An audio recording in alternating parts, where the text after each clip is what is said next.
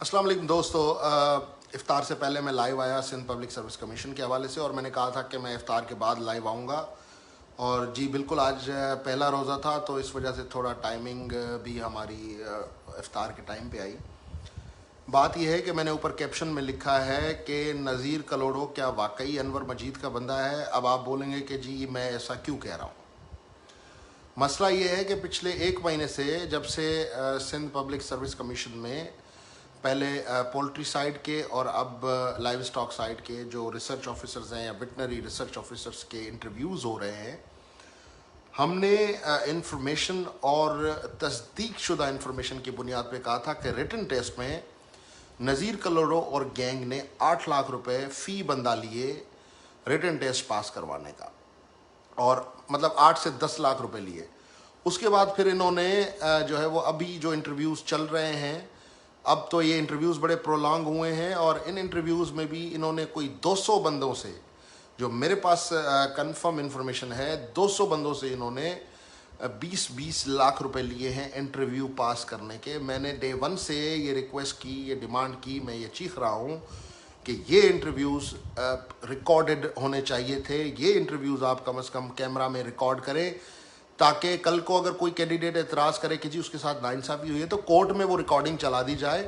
3 जो है वो साइंटिस्ट या जो भी पैनल है उस फील्ड से रिलेटेड, वो 3 बंदे कोर्ट अपनी तरफ से बिठाए और फैसला हो जाए कि ये बंदा वाकई अहल है या नहीं है, या जिसको चैलेंज किया जाता है कि ये बंदा नाअहल है। नंबर 1। दूसरा सवाल ये है कि नज़ीर कलोड़ो लाइव स्टॉक का तो एम्प्लॉय नहीं है, वो तो Sindh institute of animal health का एम्प्लॉई है जो कि एक ऑटोनोमस इदारा है। तो मुझे ये समझ में नहीं आ रही कि एक ऑटोनोमस इदारे का बंदा एक सरकारी इदारे के अंदर 70 मार्क्स के साथ टेक्निकल मेंबर बन के बैठता है और ये नौकरियां बेचता है, मेरिट बेचता है। उसके बाद जो है वो सीधी सीधी बात है, सिर्फ नज़ीर कलोड़ो की वजह से ये इंटरव्यूज़ डिले हुए। नज़ीर कलोड़ो के इंस्टीट्यूट में सीएम ने आना है कि जी 1 हफ्ता डिले कर दें। नज़ीर कलोड़ो को खांसी हो गई है, 15 दिन डिले कर दें। नज़ीर कलोड़ो के पेट में तकलीफ है, वो कराची से हैदराबाद नहीं आ सकता। 10,000 रुपये कम से कम डेली फ्यूल के खर्च हो रहे हैं सिंध हुकूमत के। नज़ीर कलोड़ो साहब यहाँ से गाड़ी में बैठकर हैदराबाद जाते हैं इंटरव्यूज़ लेने, और इन इंटरव्यूज़ को 1 महीने से ज़ायद हो गया है। तो सिर्फ इंटरव्यू लेने की मद में जो है वो ख़ास तौर पर 30 दिन के अंदर 3 लाख रुपए का तेल फूंक दिया, जबकि आपके पास काबिल लोग हैदराबाद में मौजूद हैं। डायरेक्टर लेवल पे लोग आपने बिठाए हुए हैं एनिमल हस्बेंड्री में, और एक बंदा एनिमल हस्बेंड्री का ही नहीं है, वो इंटरव्यू ले रहा है। इंटरव्यू वो इसलिए ले रहा है ताकि वो पैसे बनाए और फिर वो पैसे खिलाए। अब मेरे ज़रा ये कहते हैं, क्योंकि बीच में कुछ लोगों ने कहा कि जी नज़ीर कलोड़ो से आप डील कर लें, तो मैंने कहा ठीक है जी, मैं डील करने के लिए तैयार हूँ। और उन्होंने जो पैसे लिए हैं लोगों से पास करवाने के लिए, वो लोगों को वापस कर दें और मेरिट कर दें। अगर वो मेरिट कर देते हैं तो मैं बिल्कुल खामोश हो जाऊँगा, अच्छी बात है, चलो कुछ तो अच्छा होगा ना। सिस्टम चेंज नहीं कर सकता हूँ मैं, या मेरी ख़बरों से सिस्टम चेंज नहीं हो सकता, लेकिन अगर एक इंटरव्यू में मेरिट हो जाती है तो इट्स अचीवमेंट। लेकिन फिर नज़ीर कलोड़ो साहब ने जिन लोगों को भेजा उनको कहा कि यार ये जरदारी पागल है और इसको जो करना है करे, मैं तो अनवर मजीद का आदमी हूँ। अब मेरे ख्याल से अनवर मजीद साहब तक अगर किसी सहाफ़ी का एक्सेस हो तो अनवर मजीद साहब से ये पूछें कि अनवर मजीद साहब, ये जो जानवरों के पेट के कीड़े मारने की दवा के पैसे खाए हैं नज़ीर कलोड़ो ने, क्या उसमें आपको कमीशन दी है? ये जो माल न्यूट्रिशन के मुतासिरा लोग, जो बच्चे, उनकी माँओं को जो जानवर दिए गए, उनकी फीड ख़रीदने पर जो डबल ट्रिपल प्राइसेस लगाई गईं, क्या उनमें से नज़ीर कलोड़ो ने बाकी अनवर मजीद को हिस्सा पहुंचाया? क्योंकि अनवर मजीद का बंदा कहलाने का मकसद ये है कि वो इनडायरेक्टली ये कह रहा है कि मैं जितनी भी करप्शन करता हूँ उस करप्शन में हिस्सा जाता है अनवर मजीद को। ये नज़ीर कलोड़ो के एलिगेशन को अब मैं खोल के पोस्टमार्टम कर रहा हूँ। तो अब ये तो अनवर मजीद बताएंगे कि नज़ीर कलोड़ो ने जो 40 करोड़ रुपए में 200 बंदों को कमिट किया है कि मैं आपको पास करूँगा, رات کو لڑکوں کو بلا کے ان کو منا بھائی MBBS کی طرح سوال بتائے جاتے ہیں سیکوینس کے ساتھ کہ جی یہ سوال میں آپ سے پوچھوں گا. تو کیا یہ سارا 40 کروڑ کا یہ جو 40 کروڑ یہ ہوئے, اس سے پہلے مجھے نہیں پتا 500 بندوں سے یا 300 بندوں سے تو انہوں نے لیے ہیں پیسے 8 سے 10 لاکھ روپے.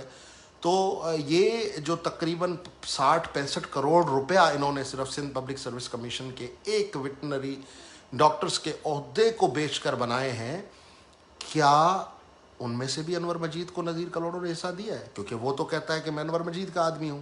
اب یہ مرادلی شاہ بتائیں گے کہ کیا واقعی انور مجید کی انوالومنٹ اب بھی ہے سندھ حکومت میں, کہ ایک جعلی طریقے سے اپنی یونیورسٹی کے 56 لاکھ روپے جو اس کی PhD پہ خرچ ہوئے وہ کھا کے وہ بھاگ گیا وہاں سے بغیر اجازت نامہ لیے. وہ لیٹرز موجود ہیں جس میں ٹنڈو جام یونیورسٹی اپنے اس عظیم سائنسدان سے یہ کہہ رہی ہے کہ ٹھیک ہے تم بھاگ گئے, ہمارے پیسے تو واپس کرو جس پہ ہم نے تمہیں جرمنی بھیجا تھا.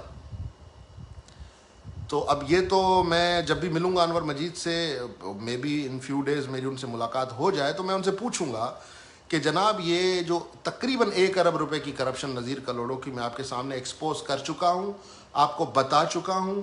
ابھی یہ 60 سے 65 کروڑ روپے انہوں نے کمائے ہیں. اب اس میں کس کا کتنا حصہ ہے, ایجنٹس کو 1,70,000 روپے دیے گئے, پھر چیئرمین کو کتنے دیے گئے, یہ ساری چیزیں میری وال پر موجود ہیں. جو فیڈ کے پیسے انہوں نے کھائے, جو کیڑا مار دوائیوں کے پیسے کھائے, ہینڈ سینیٹائزرز کے پیسے کھائے, جو انہوں نے اپنا کیا کہتے ہیں مختلف پروکیورمنٹس میں انہوں نے پیسے کھائے, یہ سارے ایویڈنس میری وال پر موجود ہیں.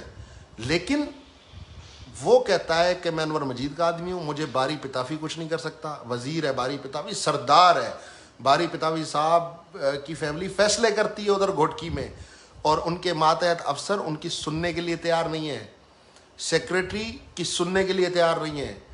تو اگر وہ سننے کے لیے تیار نہیں ہے تو مجھے تو شک ہے. لیکن اب یہ تو انور مجید صاحب بتائیں گے کہ نذیر کلوڑوں کی کرپشن, ویکسینوں کے پیسے, ہینڈ سینیٹائزر کے پیسے, فیس ماسک کے پیسے, کیڑا مار دوائیوں کے پیسے, بکریوں کا چارہ, مرغیوں کی فیڈ, اس میں سے انور مجید صاحب کو انہوں نے کتنا حصہ دیا یہ ان کو بتانا چاہیے. کیونکہ یہ ایک بہت بڑا الزام ہے انور مجید صاحب کے اوپر, اور وہ آلریڈی بڑے الزاموں میں گھرے ہوئے ہیں, تو وہ کبھی نہیں چاہیں گے ایک اور کیس بن جائے.